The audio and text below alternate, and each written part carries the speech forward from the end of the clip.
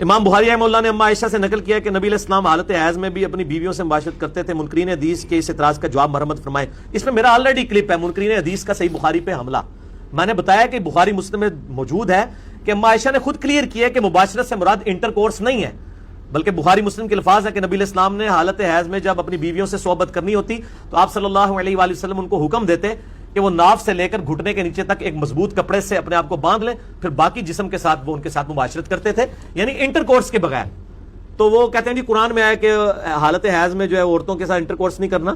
یہ تو اما عائشہ کی بڑی مہربانی ہے کہ امت تک یہ پیغام پہنچا دیا کہ یہ فرسودہ نظام ہے کہ عورت کوئی ناپاک ہو جاتی ہے.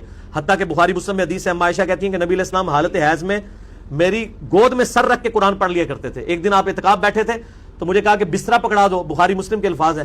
تو اما عائشہ کہتی ہیں کہ میں نے کہا کہ میں تو حیض سے ہوں، تو آپ نے فرمایا حیض تیرے ہاتھوں میں تو نہیں گھس گیا، پکڑا. یہاں تو لوگ کہہ رہے ہوتے ہیں جی حیض والی عورت جو ہے وہ وضو نہ کرے تو وہ آٹا نہیں گون سکتی، بچے کو دودھ نہیں پلا سکتی. پتہ نہیں کتنی کتنی قسم کی جھوٹی باتیں جو ہے نا وہ پبلک کے اندر مشہور کی ہوتی ہیں. یہ بالکل جھوٹ ہے جو الزامات لگائے گئے ہیں امام بخاری امام مسلم کے اوپر.